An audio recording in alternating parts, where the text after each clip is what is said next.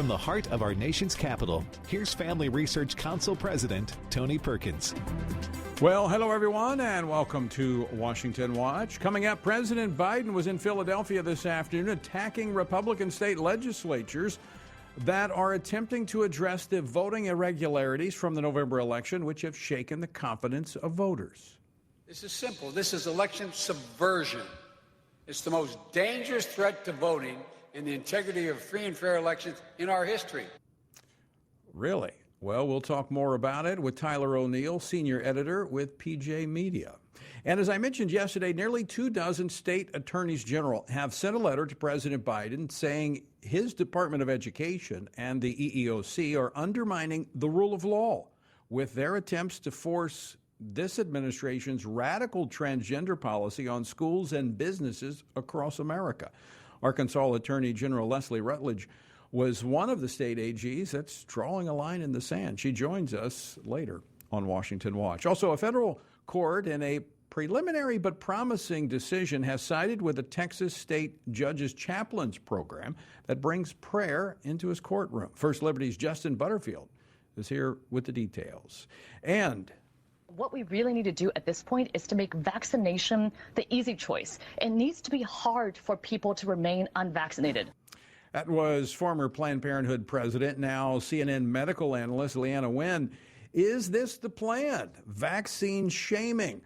Well, we're going to talk about the science and what the Constitution says with Dr. Jay Bhattacharya, professor of medicine at Stanford University. The website, TonyPerkins.com. If you're on the free speech platform of Gab, it's at Tony_Perkins.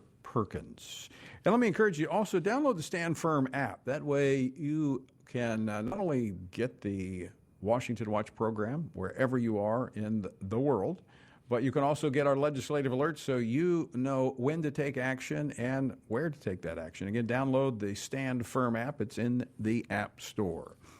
All right, President Biden was in Philadelphia earlier today giving a speech at the National Constitution Center, and it was described by CNN and others as a fiery speech calling for election reform in the country. Joining me now to talk more about this is PJ Media senior editor Tyler O'Neill. Tyler, welcome back to the program. Glad to be here, Tony. I've got another clip I want to play of Mr. Biden as he was making his speech. Play out the other clip we've got there of Mr. Biden. We're facing the most significant test of our democracy since the Civil War. That's not hyperbole. Since the Civil War. The Confederates, back then, never breached the Capitol, as insurrectionists did on January the 6th. I'm not saying this to alarm you. I'm saying this because you should be alarmed. I find that very fascinating, Tyler. What he's done is he's bridged the election reforms that have gone forward in at least 17 states, and he's connected it to the riots at the Capitol on January 6th to say it's the same thing. Yeah, it's rather unconscionable. I mean, the two are extremely different sides of an issue that is increasingly more complex. I mean, we saw on January 6th these rioters and, largely peaceful, we had a mostly peaceful protest outside the Capitol on January 6th. But of course, there were violent rioters who broke into the Capitol, and many of them were supporters of President Trump, and they wanted Congress to overlook the results of the Electoral College in the 2020 election. And that is, that's unconscionable. And what they did was not to be defended. At the same time, there were legitimate concerns in the 2020 election, and Biden himself even mentioned, he praised the election officials for rushing through these changes to the election that enabled more people to vote during the pandemic. And then he acted as though, those changes should be permanent. And this is the way that the Democrats have been pushing this rhetoric. They're saying, what happened in the 2020 election was amazing. And we want to make sure that this can continue to happen because there were more voters that voted than ever before. Never mind the fact that states sent out ballots and ballot request forms to people who hadn't requested them. Never mind the fact that chain of custody restrictions that used to be held close to the vest and monitored well were not monitored as well in the 2020 election. I'm not saying that the 2020 election should not be relied upon, that the results were not, that they were not true. I think there are serious concerns that we have, but at the end of the day, the Electoral College made its decision. The key issue that Republicans are pushing in these state legislatures is that we should have election integrity along the same lines as we had before the 2020 election, when the rules were weakened in order to allow more people to vote amid a pandemic. And yet Biden comes out and says, oh no, this is Jim Crow in the 21st century if you dare change these rules from the 2020 election. And then he ratcheted up the rhetoric yet again today. He suggested that because the Texas law has protections for poll watchers, that this would amount to they want to ignore the will of the people if their preferred candidate loses. Right. He had this sentence, which was baffling to me. Yeah, I heard that, and I'm like, what in the world is he talking about? That, and he repeated it. He didn't say it just one time, but he repeatedly said, this is about those who count your vote and whether it counts. And he talked about these, it's all about those that don't like the outcome of the election being able to cancel the election. I mean, where in the world? That's kind of like you can't give water to people standing in line in Georgia. Who's telling him this stuff? Yeah, I'm not sure. I almost think he's purposefully grasping in order to expand his rhetoric further and further, and almost to have a nod to the people who came forward in that Time article saying that they secured the election, the 2020 election, the cabal and the shadow campaign pulling the levers behind the scenes in the 2020 election. This isn't a Republican conspiracy theory. This is an article that was published in Time magazine. And organizations like the Center for Tech and Civic Life funneled money into blue areas of the country, boosting turnout that helped Biden prevail. Right. And Biden, in the middle of his remarks, said, just like we did in 2020, we have to prepare for 2022. That, I mean, given what happened in the 2020 election and that particular Time magazine article, that's a pretty chilling statement he had there. It is. And when you look at the fact that you had nearly half the states that have been attempting to, or have addressed, more than half the states, to address voting irregularities that came up in the November election, as you said, because there were people within the process that were acting unilaterally in some cases because of the pandemic. You mentioned Mark Zuckerberg, the organization that he funded. They got involved. This had never been a scenario that we had faced before an election in the midst of a pandemic, and so people responded. Now they're going back to do cleanup, saying, you know what, we shouldn't have done it that way. But it's all being dismissed because they're saying, well, there was no voter fraud. There were voting irregularities. And it can't be that half the states got it wrong as they're trying to address these issues that have shaken people's confidence in the election system. And it's also not the case, like Biden said, and this is the quote that really stood out to me. He said, they're not only targeting people of color, they're targeting voters of all races and backgrounds with a simple target. You did not vote for me. Right. And that's like, okay, so where in the Texas bill does he get the slightest inkling of anything like this? He doesn't. But he is grasping at straws in order to suggest that the republic is doomed and push his federal takeover of elections. Right. The only thing I see in the Texas law that I probably would disagree with, and I guess I'd have to listen to their rationale for it, is to eliminate drive-through voting, where you can drive through, show a picture ID, and drop your ballot off. I'm not sure why they're prohibiting that, but everything else in that looks very reasonable to me. Voter ID laws. the fact that you got to have ID, and they're restricting the vote by mail or fraud by mail that can be done. So I don't see anything in this. But what I found interesting in it, as he was attacking Texas, that he also made reference to, H.R. 1, S1, that the Senate Republicans blocked it. And he said, let's see if I got the quote here. He accused the Republicans of shirking the truth and responsibility for upholding the Constitution. They wouldn't vote on this. And he says, have you no shame? Well, at the same time, he's welcoming the Democrats from Texas to Washington, D.C., that's become a sanctuary city for those who are performing malfeasance in office because they don't want to vote on election reform measures in Texas. I mean, how do they say this stuff with a straight face? Yeah, I mean, it's even worse than that. So Biden comes out and says, oh, we need to pass H.R. 1 to save the Republic. And then in the same breath, he praises Merrick Garland for bringing a legal challenge against Georgia's law, which, by the way, is far less restrictive than the laws in Biden's home state of Delaware. When is the Delaware lawsuit, I wonder? And when will the Department of Justice's Voting Rights Division decide to target the blue states that have more restrictive laws than Georgia has that may, I haven't looked at the specifics, but may also impact minorities more greatly than the Georgia law? It's like, it's clear that this is a political push, that Biden is making hay out of the Capitol riot, out of the situations with Trump's rhetoric after the election, and out of the fact that, there were irregularities in the 2020 election, and they need to be taken seriously. Right. But Biden continues to say, he's like, oh, this election was the most perfect election ever, partially because I won. And by the way, we need to continue the same things that happened in the last election. All your concerns about election integrity are just smokescreens for Trump to say that he really won.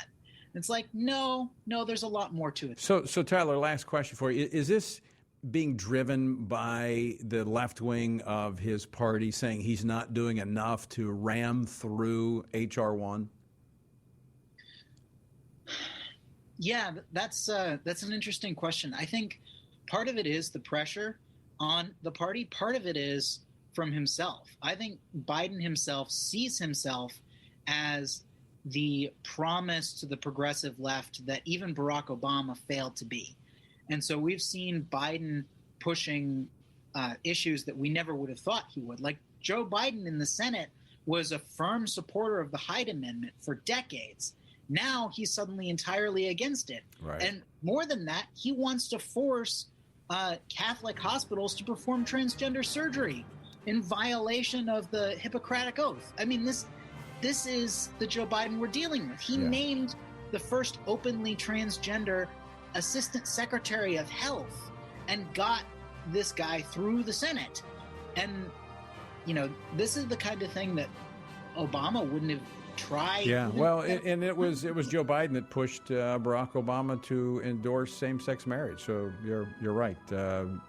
He has his own agenda here, clearly. Tyler O'Neill, thanks so much for joining us. Always great to talk with you.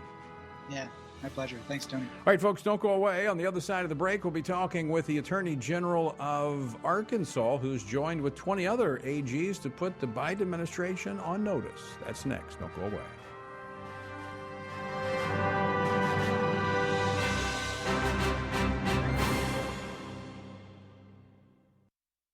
When it comes to reading the Bible, sometimes it can be difficult to know where to start or to understand how to apply Scripture to everyday life.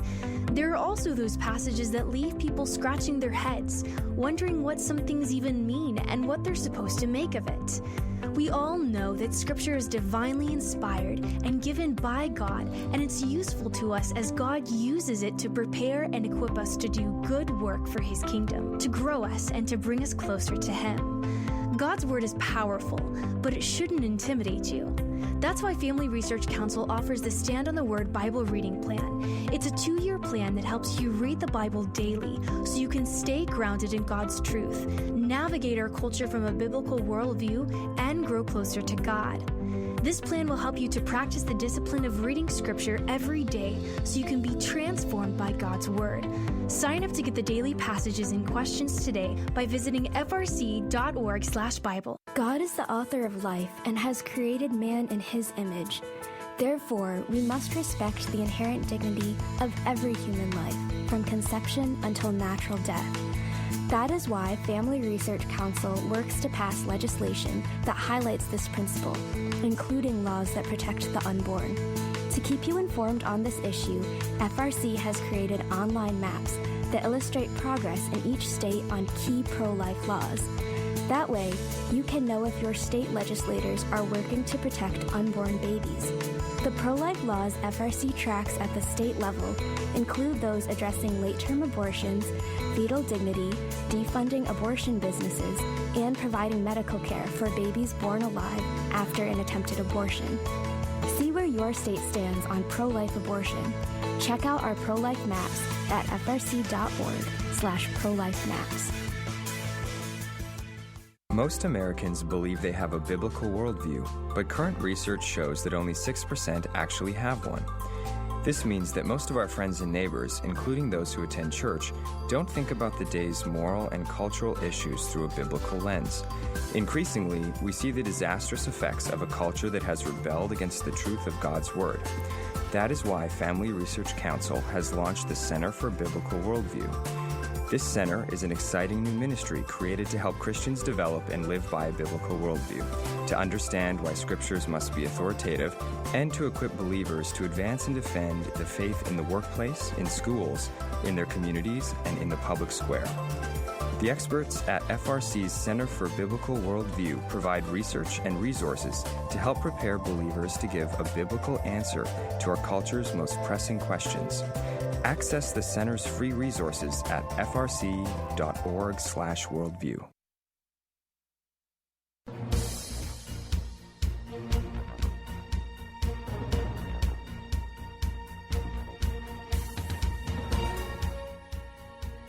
Washington Watch, I'm your host, Tony Perkins. So good to have you with us. The website, tonyperkins.com. Again, let me encourage you to download the Stand Firm app to keep you updated with what is happening.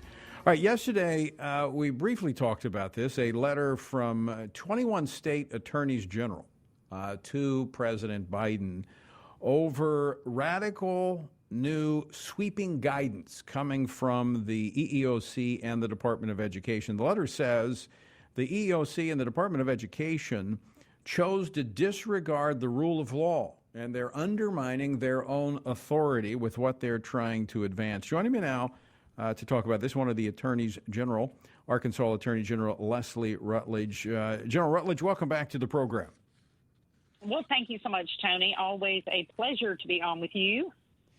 Well, I appreciate the fact that there are so many. I mean, we're closing in on 24 states attorneys general that are taking a stand against the Biden administration on a host of things. But this one in particular, this flows from from guidance coming out of these two agencies that far exceed their authority, that impose a transgender policy on both businesses and schools. Tell our listeners why you're concerned about this and what you're hoping this letter accomplishes.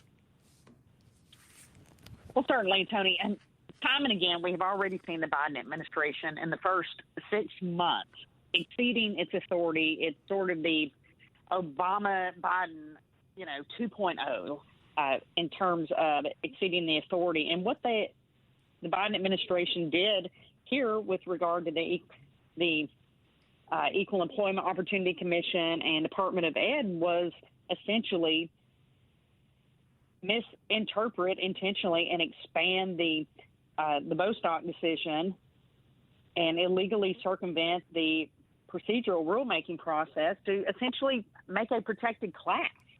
And that's what we have worried about with regard to this administration. We saw it in the Obama administration, and that's what these 21 attorneys general from across the country, led by Tennessee Attorney General, that's what we've been worried about. And anytime we have a federal administration exceeding its authority, going over states' rights, or circumventing Congress, then we're going to step in and call halt to it. And that's what we've done here in this letter. And, if need be, we will look at litigation.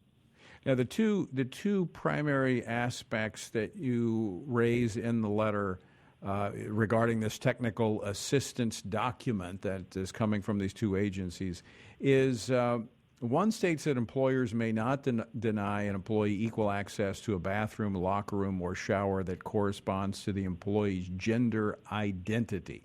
Now, the Bostock case only dealt with the issue of employment and termination of the employment. The court did not go any further than that. So as you pointed out, they're expanding this, and the court decision in Bostock only dealt with Title VII, which is employment law, did not even touch the issue of Title IX, which is education.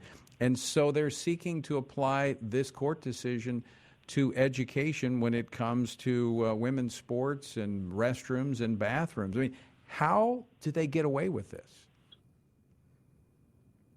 Well, hopefully they're not going to get away with this. And they put it in this, innocuous sounding, it's just a technical letter. Well, it's not a technical letter when you are at that place of employment and someone identifies, a male identifies as a female, and you are using the gender that you were born with, and you're in a female restroom, or maybe young girls are in there, then these women and these young girls should not have to share a restroom with someone who is identifying as a male for the day. The same thing with the sports that we've seen, on education, right. As you mentioned, Title IX.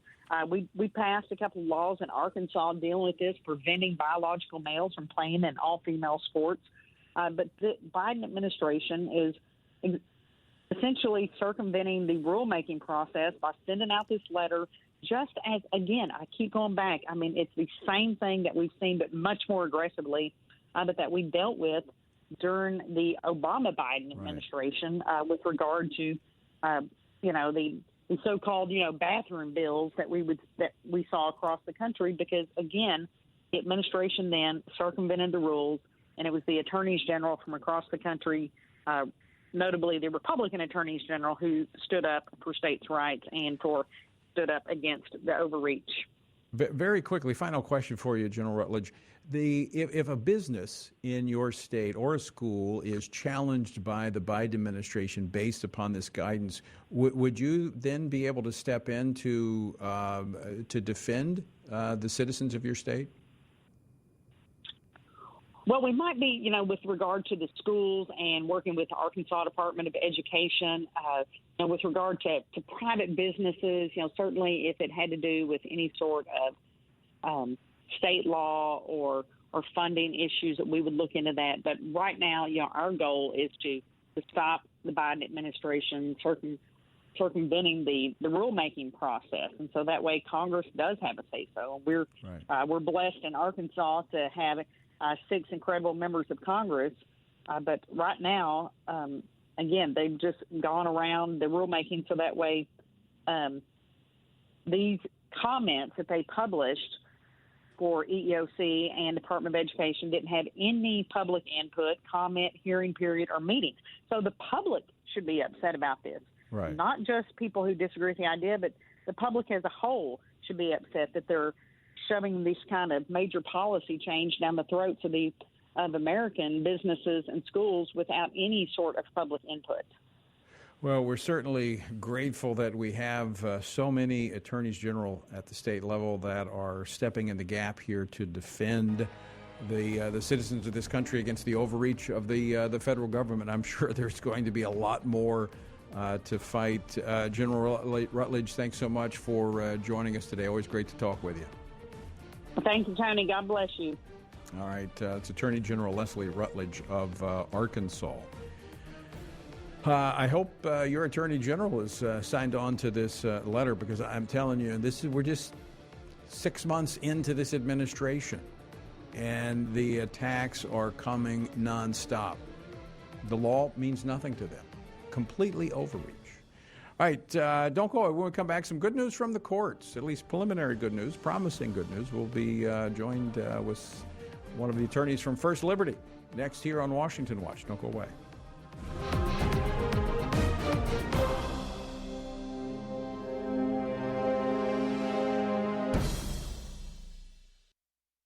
Are you looking for a go-to platform where you can get relevant commentary on the cultural issues of the day from a biblical perspective? Today, it can be hard to find this in light of media censorship of conservative and Christian voices. Here at Family Research Council, we believe that every American has a right to exercise their freedom of speech and share their stories with the world. And we think it's important for you to have access to these stories. To get the facts and stories the left doesn't want you reading, head over to frc.org/blog to check out our newest blog posts. We cover the issues you care about, all written by our experts in policy, government affairs, and biblical worldview. Our experts unpack the topics that other media platforms won't, like current events that affect Christians internationally, sexuality from a biblical perspective, and insights into the increasingly radical shift in American culture. To stay up to date on current news related to faith, family, and freedom, go to frc.org/blog. We're seeing more and more cases of censorship and the canceling of many conservatives and Christians by big tech companies. To combat this, Family Research Council has chosen to be proactive before big tech tries to censor or cancel us. We want to stay connected with you, and so we've created a tech subscription platform. That way, you can still find updates on faith, family, and freedom, even if big tech tries to silence us. It's easy. You just sign up for the text alerts by texting STAN to 67742, and you'll get FRC's content straight to your phone. Again, just text STAN to 67742, and FRC will keep you looped in on the issues of the day. By subscribing, you'll get information on our upcoming events and programs. We want you to always have access to the content that will help you stand for faith, family, and freedom, and keep you connected with the like-minded community. Just text STAN to 67742 and be the most informed person you know.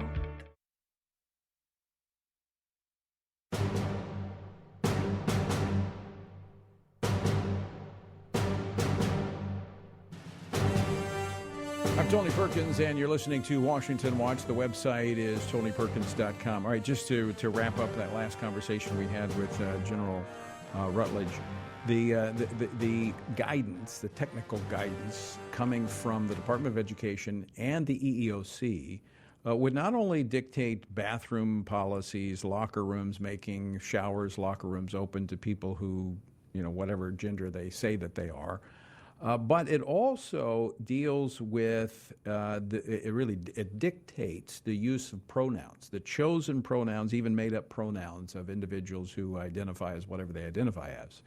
And if you don't, in effect, the guidance says intentionally or repeatedly using wrong name or pronouns to refer to a transgender employee could contribute to an unlawful, hostile work environment.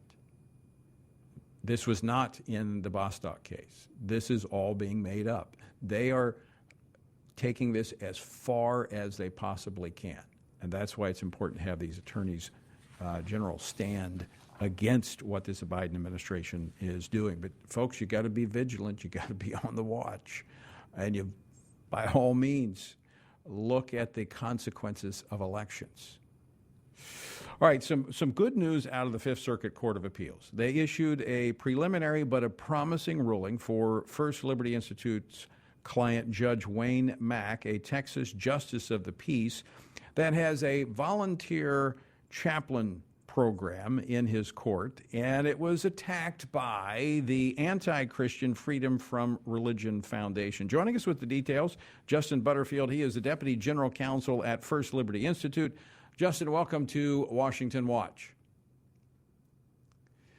So congratulations, another at least promising decision by the court. It's a preliminary decision, but saying that there's a good chance what the Freedom from Religion Foundation is trying to accomplish won't happen when the Fifth Circuit actually hears the case.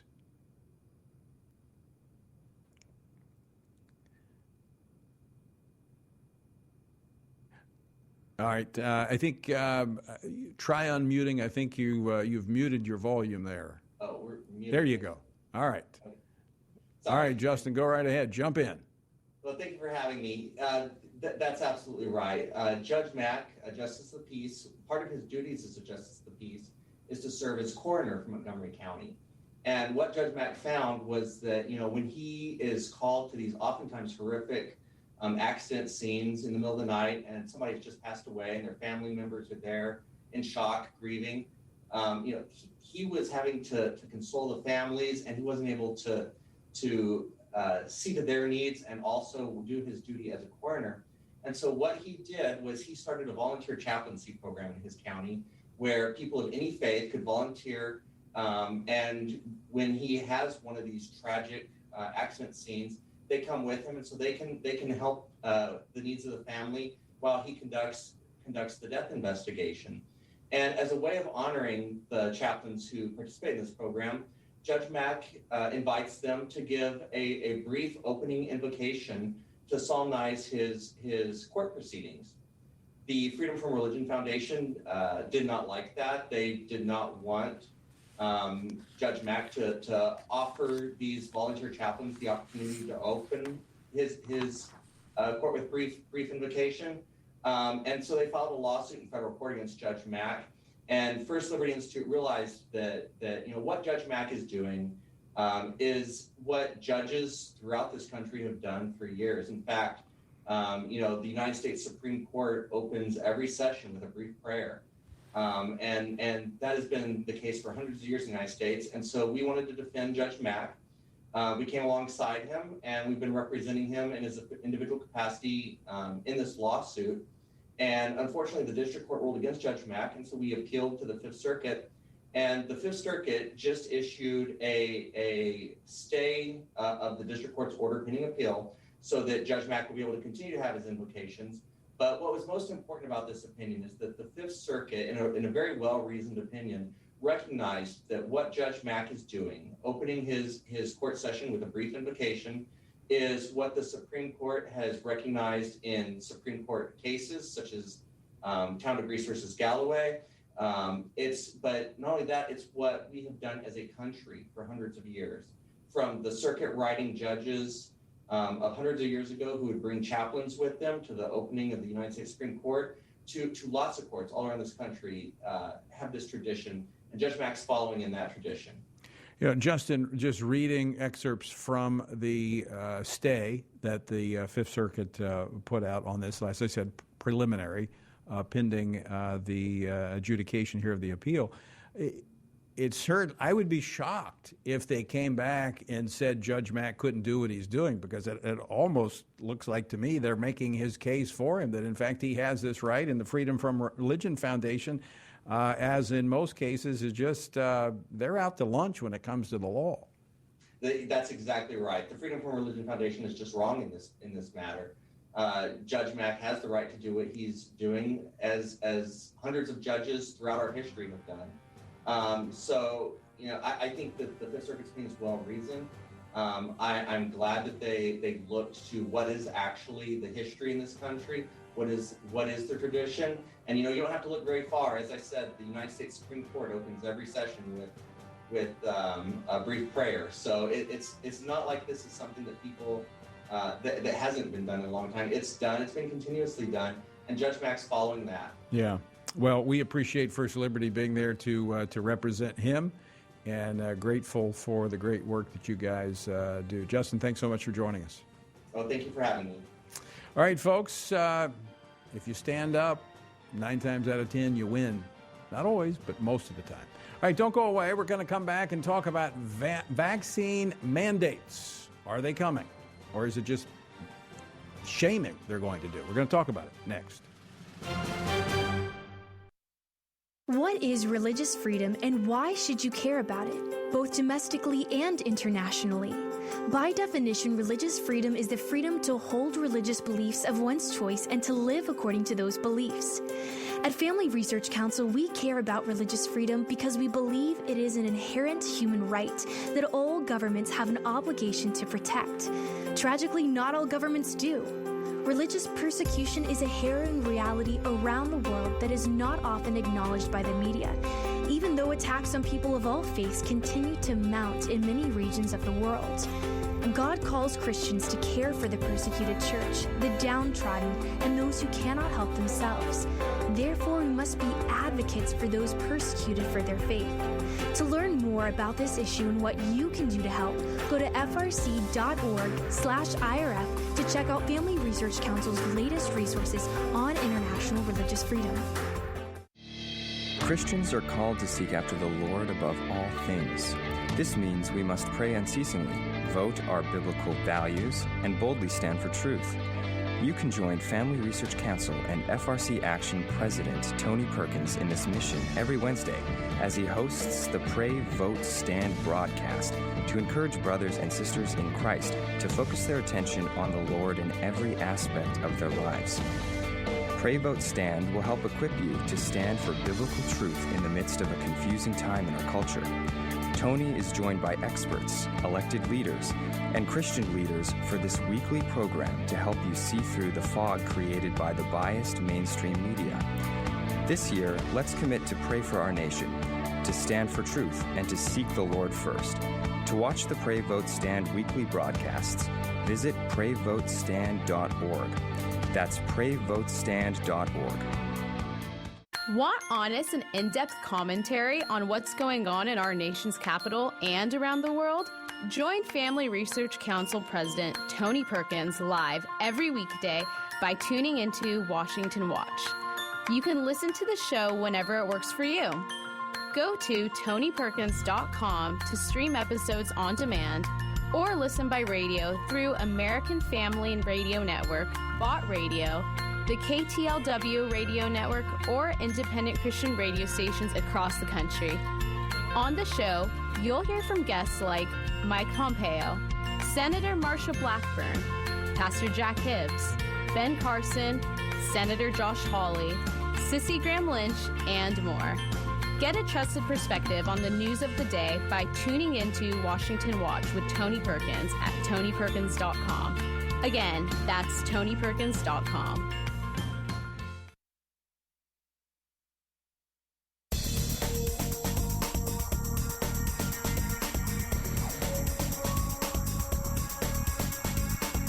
This is Washington Watch. I'm Tony Perkins, the website, TonyPerkins.com. All right, under the Trump administration, we had Operation Warp Speed, which produced the COVID vaccines. Now under the Obama administration, it appears that we have Operation What's Your Problem?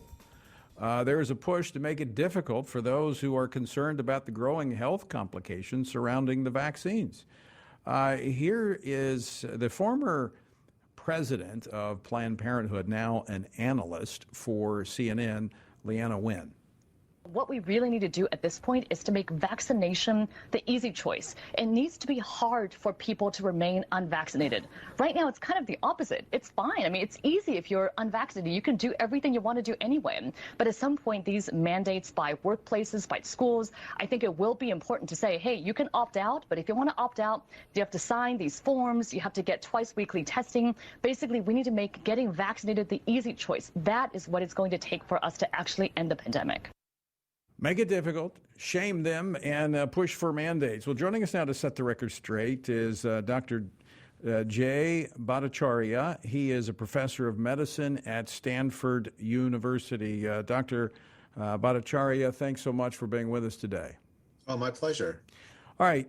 Look, so there's growing concern over some of the vaccines. I mean, we're out to reports today that Johnson & Johnson has some health complications with it.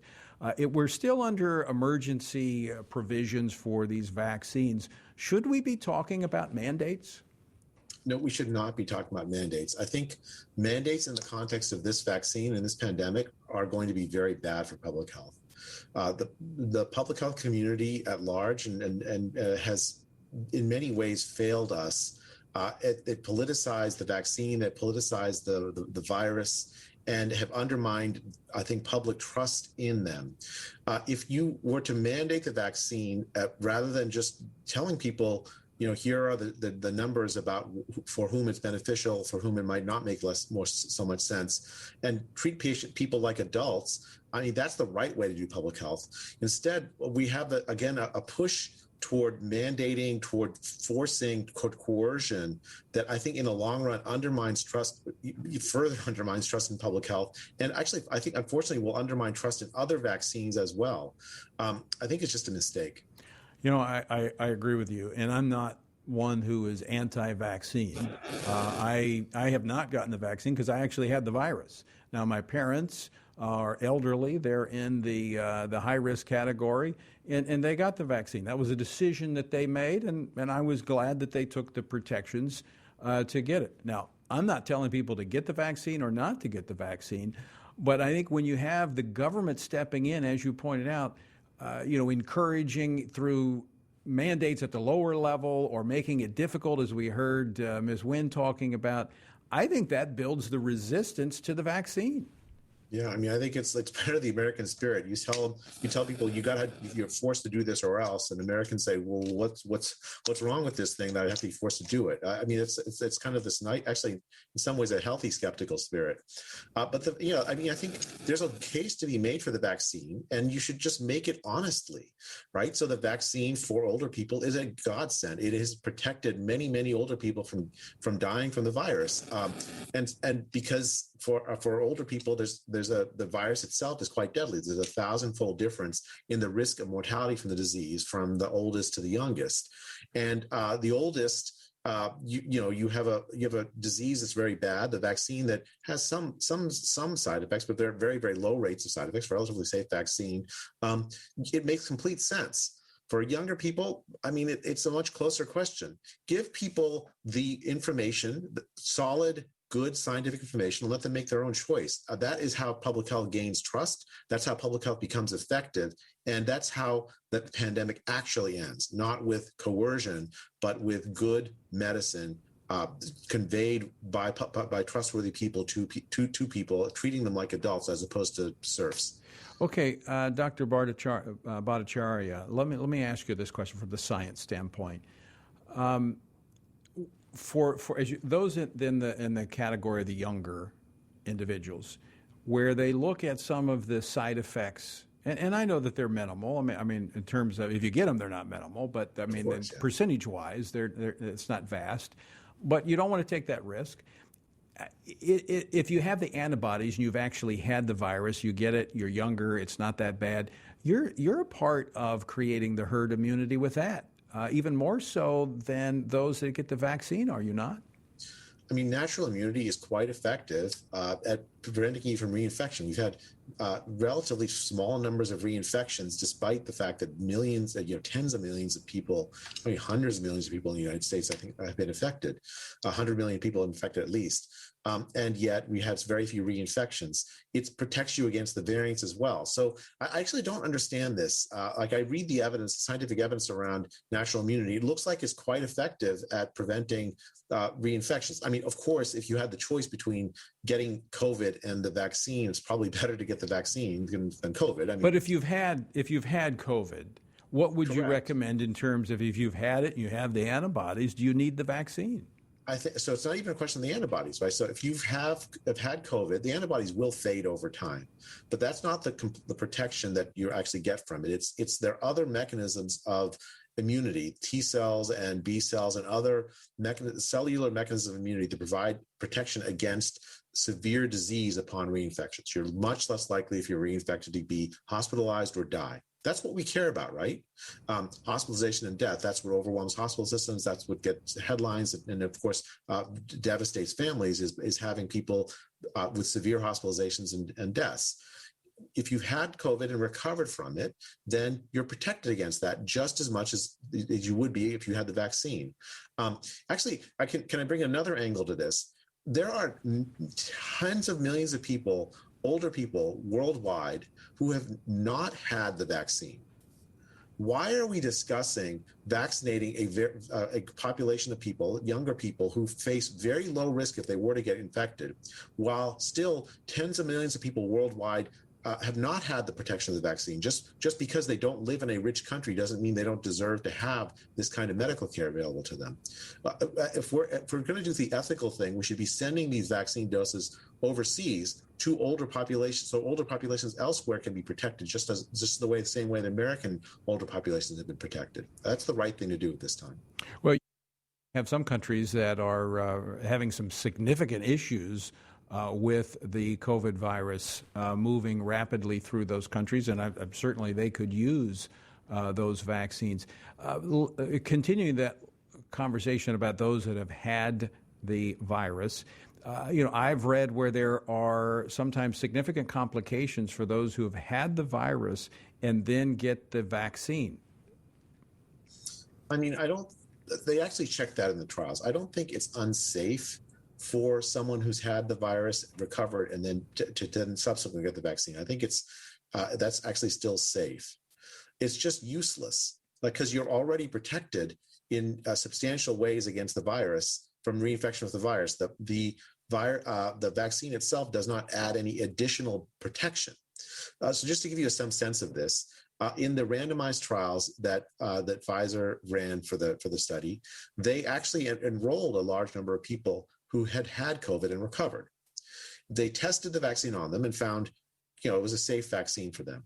But then when they were testing the efficacy of the vaccine, they dropped that group out of the trial. Why? Because they knew that if that group had no benefit from the vaccine. And so if they were to include it, it would make the vaccine look less effective than it actually is. So why are we then giving the vaccine to people who've recovered? It doesn't make any biological sense. It's not consistent with the evidence. Well, and it's also, if we have a limited supply, we want to get to those people that are in higher risk categories. But are the public health models taking that into consideration? I mean, I've not heard any conversation about those that have had the virus, being outside these, mandates or encouragements for the vaccine. Yeah, it's really weird. I mean, a very odd denial of natural immunity. I don't understand it. It's as if the only valid immunity is vaccine-induced immunity. I mean, vaccine-induced immunity is actually quite effective, but it's not. But if you've had the virus and recovered, you have natural immunity. There are an enormous number of studies in prominent journals that have established this. I don't really understand why the public health community has not adopted this, has not sort of incorporated this into their thinking in a deep way. We keep seeing this mistake over and over. And, actually, I think it's actually led to deaths that should not have happened. We should have prioritized people who didn't have COVID before when the vaccines were in short supply, right? If we had done that, we would have been more effective in sort of putting the vaccine into the arms of people who would benefit from it when the disease was spreading very rapidly. And now that the disease has spread, sort of the disease in many ways has come down in prevalence. We're deciding that we're going to give the vaccine to patients who don't really benefit ton from it. In any case, just by dint of their age, while ignoring people overseas that need the vaccine that actually could benefit from the vaccine. It is a public health policy. It's a puzzling public health policy. So let me ask you this question, Dr. Bhattacharya. Is it because of the politicization of this issue that it doesn't make sense to do it this way, but because it's become a political issue, that's the way we're doing it? I mean, I don't know the answer to that. I wish I knew the answer to that. I think part of it. Let me try a charitable interpretation. The charitable interpretation is that the public health officials that are pushing this message have an incorrect understanding of what the endpoint of this epidemic is. They think that the endpoint of this epidemic is everyone is immune by dint of vaccination, and then the disease disappears off the face of the earth. That's what they think of as the endpoint. That is actually a fantasy. The disease is never going to disappear off the face of the earth. It's too widespread in every country on earth. It will continue to spread just like the other 4 circulating coronaviruses, which are common cold viruses, will continue to spread through the whole population. At some point, everyone will be exposed to it at some next year, 2 years from now, 10 years from now. It's not possible it's not possible to eradicate the disease. Dogs can get the disease, can get the virus. Cats can harbor the virus. It has extra human vectors. This is not an eradicable disease. I think they mix up the goal in their head and say, okay, this is potentially eradicable. When in fact, it's an endemic virus. It's a virus that will last essentially forever. As long as they're humans, will now have this virus. It'll join the 200 other virus pathogens that afflict humans. For older people who are vulnerable, that really have a high risk of disease or death if they get the infection, they should be protected from it. Younger people, I mean, there really isn't as compelling a case to be made for that kind of protection. They die at much, much, much, much lower rates, 1,000-fold less. I think we need to stop being scared of this virus. I think that's the fundamental. I think they're still motivated by the fear of the virus. I think you are absolutely correct. So to summarize, we should look at the science, the facts, look at your vulnerability, and then make an educated decision as to whether or not you should get the vaccine or the shot. I think that's exactly right. I mean, and frankly, if that attitude prevailed in public health, more people would be vaccinated because they would trust the public health officials that were making that case. Instead, what we have is a coercive kind of forced vaccination effort where it's going to create distrust. It already has created distrust. And as you say, politicization. I think it's very, very unfortunate. Well, Dr. Bhattacharya, thank you so much for joining us and just having a reasoned conversation about this, because I think the facts need to be out there and people need to look at the science and make an informed, educated decision. Thank you for having me. I really appreciate the conversation. All right. Thanks so much. Dr. Jay Bhattacharya at Stanford University. And again, I'm not saying you should get the vaccine or you shouldn't get it. I'm not for vaccines. I'm not against vaccines. I mean, they're helpful to some people. I think you need to look at the facts. Now, I would look at the various vaccines that are out there, like the Johnson & Johnson I would not get because, number one, there's problems associated with it, but also there's ethical issues related to that one. But you have the Pfizer and the Moderna that do not. But again, make a decision. Are you in a high-risk category? Will it be helpful? Make that decision. But I think what Dr. Bhattacharya said is that we've got to quit making decisions based on fear. Stop being fearful of this. And this is what the Biden administration is really doing. It's what the media has been doing, is spreading fear. Because when people are fearful, they're easily led and controlled. And we cannot be fearful, especially as believers. You know, we've got a lot more to hold on to than just, what is right here and now. And we have not been given a spirit of fear, but of power and of love and a sound mind, and we need to operate in that. All right, folks, out of time for today. Thanks so much for joining us. I encourage you to check out the website. Lots of resources there for you. Download the Stand Firm app so you can stay in touch and you know what to do, when to do it, and how to do it. Until next time, I leave you with the encouraging words of the Apostle Paul found in Ephesians 6, where he says, when you've done everything you can do, when you've prayed, when you've prepared, and when you have taken your stand, by all means, keep standing.